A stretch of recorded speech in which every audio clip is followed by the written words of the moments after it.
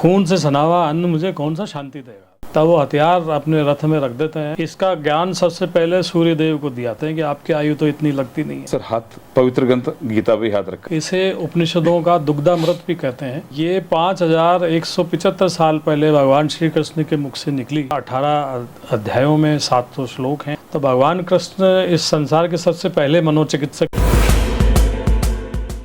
नमस्कार दोस्तों, मेरा नाम अनिल शर्मा। आप देख रहे हैं हिंदू आस्था। मेरे साथ है धर्म ध्वजा वाहक RS पंकज ओझा जी। सर आपका हिंदू आस्था में बहुत बहुत स्वागत है। नमस्कार।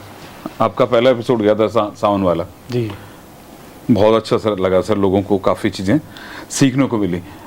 सर आज सबसे बड़ा जिसे हम अपना सनातन धर्म का जिसे संविधान कहते हैं, श्रीमद् भागवत गीता, चाहे उसे गीता भी कह लीजिए, कोर्ट में भी जाते हैं ना सर, हाथ पवित्र ग्रंथ गीता भी हाथ रखा जाता है। क्योंकि सर गीता है क्या? श्रीमद् भागवत गीता है क्या सर? श्रीमद् भागवत गीता हमारे सारे वेद और पुराण और उपनिषदों का सार है। इसे उपनिषदों का दुग्धामृत भी कहते हैं।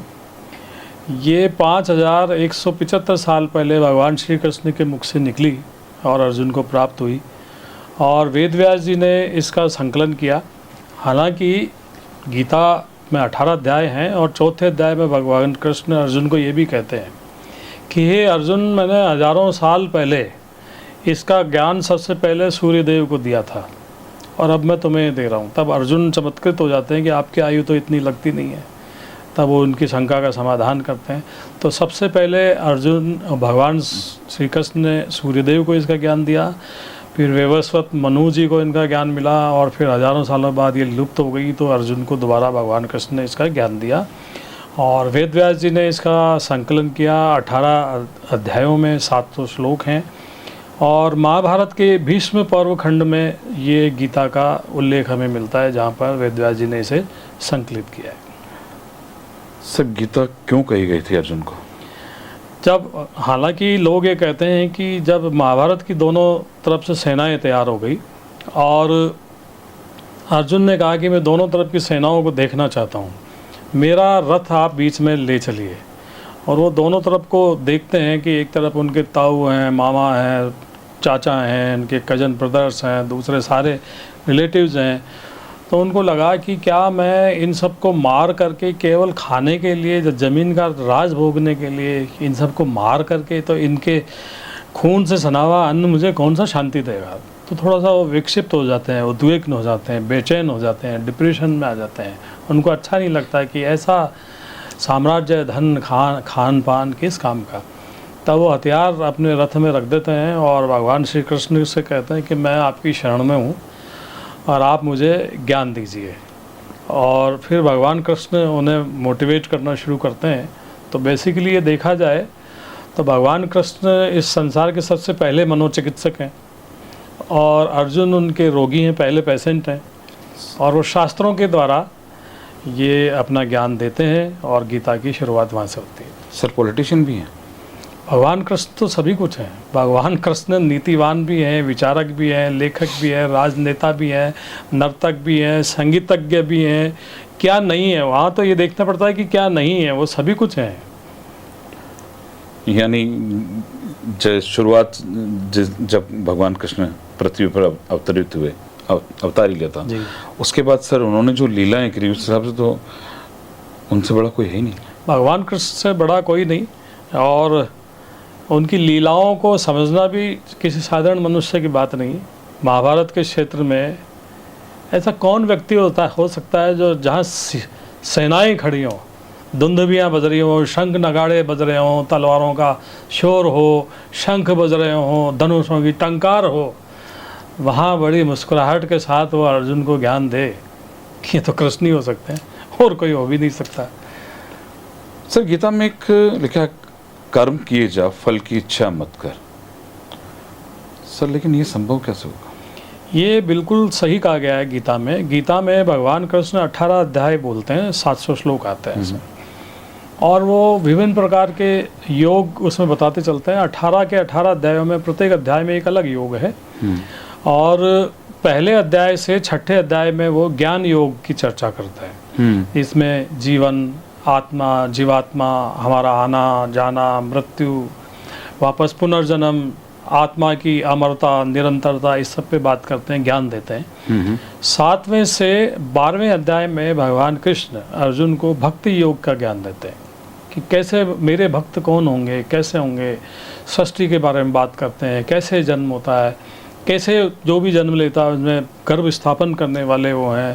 पूरा भक्ति के ऊपर, उनके भक्त कैसे हों, भक्ति कैसे की जाए। अंत काल में यदि कोई व्यक्ति जा रहा है और उनका नाम स्मरण करता हुआ जा रहा है, उसका क्या होगा। भक्ति करते करते कोई पच्युत हो गया तो उसका क्या होगा भविष्य। संत कैसे होंगे, संत फिर अगले जन्म में उसी भक्ति को कैसे प्राप्त करेंगे। तो 6 से 12 में वो भक्ति योग की बात करते हैं। 13वें से 18वें अध्याय में वो कर्म योग की बात करते हैं।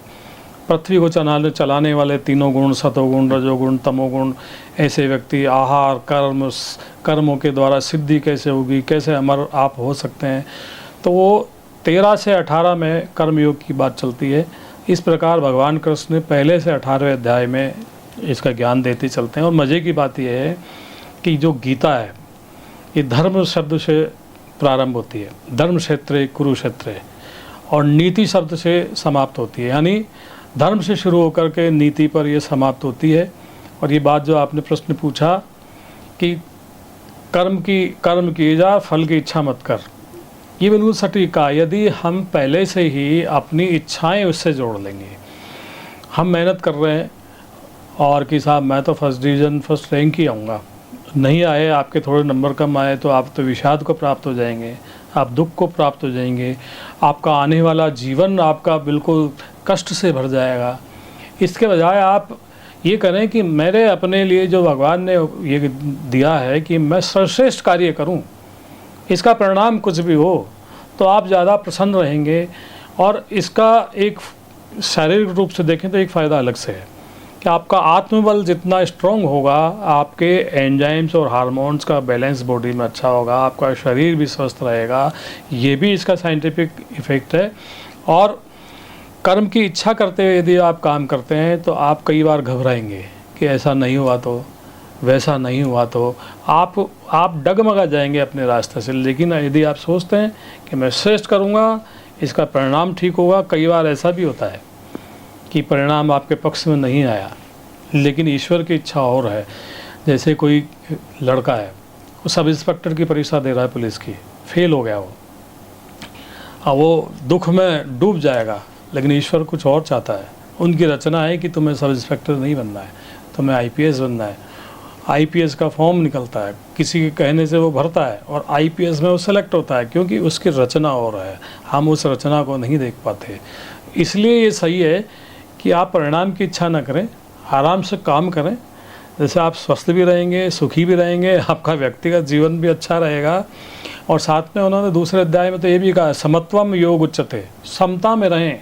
सुख हो, दुख हो, लाभ हो, हानि हो, यश हो, अपयश हो, खाना मिला है, नहीं मिला है, कैसा चल रहा है, आप उस समता में रहें। समता में रहने पे हमें अनेक लाभ होंगे, जीवन को हम बड़े अच्छे से जी सकते हैं।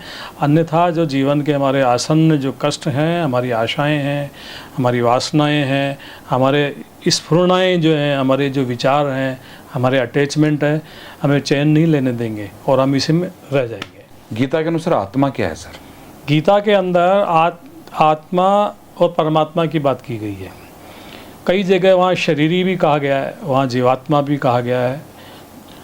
तो इस संसार में दो ही चीज़ें सनातन है। जो हम सनातन की बात करते हैं तो वैसे सनातन दो ही है, एक तो परमात्मा सनातन है जो सदैव थे, एक ये आत्मा सनातन है जो निरंतर है, सदैव है।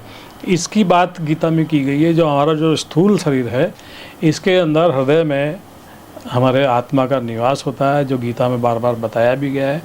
भगवान कृष्ण गीता में 5 स्थानों पर ये भी कहते हैं कि मैं आपके हृदय में निवास करता हूँ। तो इस आत्मा और परमात्मा के बारे में ही संवाद किया गया है। और आत्मा परम तत्व को कैसे प्राप्त करे, मुक्ति को कैसे प्राप्त करे, जो हमारा हजारों लाखों सालों से विभिन्न जो हमारे संत, दार्शनिक, विचारक, मुनि, महर्षि जो संसार में आते रहे हैं, चाहे बड़े भक्त भी आते रहे हैं, शबरी जैसे भक्त भी हुए हैं, सर्वंग जैसे भी हुए हैं, रावण जैसे भी आए हैं, दूसरे और अच्छे संत भी आए हैं, आज भी ऐसे संत हैं। वो जीवन में एक ही उद्देश्य लेकर के आए हैं कि इस भवसागर से हम कैसे पार हों। तो ये आत्मा की जो प्रगति और प्रगति की समाप्ति, जब वो भगवान के साथ उसका सामीप्य हो जाए, सालोक्य हो जाए, मोक्ष हो जाए, परम मुक्ति हो जाए, ये उस आत्मा का विकास क्रम है, उसकी बात गीता में है। आज के युग में सर गीता कितनी प्रासंगिक है? आज के युग में गीता इतनी ज़्यादा प्रासंगिक है कि उसकी हद नहीं। गीता बेसिकली हमें जीना सिखाती। पहली बात तो ये किसी धर्म की बात नहीं करती, न ईसाई धर्म की बात करती है, न मुस्लिम धर्म की बात करती है, न बौद्ध की बात करती है। ये सिर्फ बात करती है कि हमें जीना कैसे है, हमको किस प्रकार से व्यवहार करना है दुनिया में, क्या चीज़ें हैं, हमें क्या करनी है, क्या नहीं करनी है, ये हमें सिखाती है। आर्ट ऑफ लाइफ सिखाती है। तो समानता में हम रहें, कैसे भी जीवन के क्षण आएँ हम आत्म अनुशासन में रहें। इसके अलावा कर्म करते रहे हैं हम। आपको जीवन में परमात्मा तक जाने के अनेक मार्ग है, ज्ञान, भक्ति, कर्म, कोई सा भी आप ले सकते हैं। क्योंकि वहाँ ये भी कह सकते हैं यदि आप अपने कर्मों को बेहतरीन ढंग से करते हैं तो उनकी सिद्धि के द्वारा भी आप वहाँ तक पहुँच सकते हैं जहाँ तक पहुँचना कभी आपने सोचा नहीं होगा। यानी कि यदि आप निस्वार्थ भाव से गीता के उपदेशों के अनुसार कार्य करते हैं, भले आप छोटे काम करने वाले हो, एक दिन आप देखेंगे सारे संसार आपको उसी काम की वजह से जानता है, क्योंकि आपका वो कर्म सिद्ध हो गया है और सारे संसार में आपकी बहुमान्यता हो गई है। तो गीता हमें समता में रहना, कर्म फल से डिटैच्ड रहना, आत्मा के साथ जुड़ाव करना, आत्म अनुशासन की बात करना, परमात्मा में विश्वास करना, जो भी हमारे पास है उसमें हम संतुष्ट रहें, बेहतरीन कार्य करें। और सारे जो जीव हैं, भगवान कृष्ण कहते हैं कि जो सब में मुझे देखता है, मुझ में सबको देखता है, वही सही देखता है। यानी अगर हम गीता के उपदेशों के अनुसार चलते हैं तो ये छोटा बड़ा, अच्छा बुरा, हिंदू मुस्लिम ईसाई, लव जिहाद, धर्म, कन्वर्जन, जितनी समस्याएं आज सृष्टि की है ये समाप्त हो सकती हैं। क्योंकि फिर आप ये देखेंगे कि सब में वही है जो मुझ में है, और जो मुझ में है सब में वही है। तब ये सारी समस्याएं समाप्त हो सकती हैं। तो गीता के उपदेश हमें ढेर सारी समस्याओं से निजात दिला सकते हैं, विश्व में शांति कायम कर सकते हैं, और हमारे लिए इससे उपयोगी कोई ग्रंथ नहीं। सर विश्व में शांति कायम कर सकते हैं, लेकिन गीता कही गई है सर युद्ध के मैदान में। गीता युद्ध के मैदान में इसलिए कही गई है कि युद्ध भी हुआ सर। हाँ, युद्ध हुआ, लेकिन फिर दूसरे तरीके से हुआ, समझ के साथ हुआ। जो पांडव सेना थी, जो अर्जुन थे, उन्होंने समझ के साथ युद्ध किया कि कोई मेरा नहीं, कोई पराया नहीं, ये धर्म और अधर्म के बीच का युद्ध है और मैं धर्म का परिचर हूँ अभी, और मेरा दायित्व है कि जो अधर्म है उसको समाप्त करना। जो निर्दोष है, जो मासूम है, जो अच्छे हैं वो बचे रहें, वो अपने लक्ष्य को प्राप्त कर सकें। जो अधर्मी हैं, जो विधर्मी हैं, जिन्होंने अनाचार किया है, सारी पृथ्वी पे भार को बढ़ाया है, जिसके लिए भगवान अवतार लेकर के आए, उनका काम करने के लिए कृष्ण जी ने अर्जुन को चुना।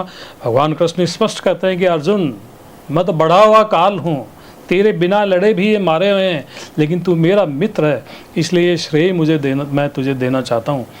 इसलिए ये सारी चीज़ें तो वैसे बनाई गई। भगवान कृष्ण का जन्म ही अधर्म के नाश के लिए हुआ था, वो स्पष्ट घोषणा हर जगह करते चलते हैं। तो उन्होंने ये सारी रचनाएं रची, युद्ध का आगाज़ किया, महाभारत का युद्ध हुआ और सारे आतताइयों को उन्होंने अर्जुन के द्वारा और पांडवों के द्वारा खत्म कराया। वन वर्ड में सर गीता क्या है? गीता जीवन जीने की कला है, जीवन जीना सिखाती है, आर्ट ऑफ लाइफ है, हमारे सारे सवालों के उत्तर देती है, हम बेहतर ढंग से कैसे जिएं ये गीता सिखाती है। हमारे सारे सवालों के जवाब गीता में है।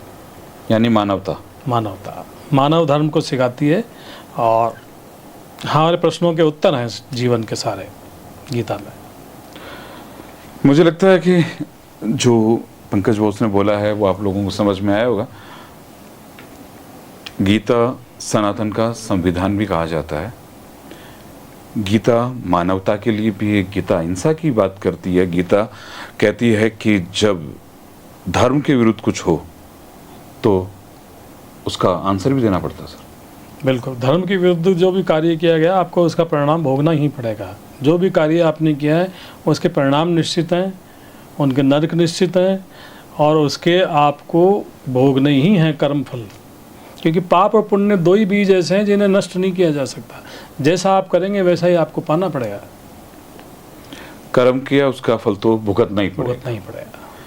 चलिए सर, आपने हमसे बात की, बहुत बहुत थैंक यू।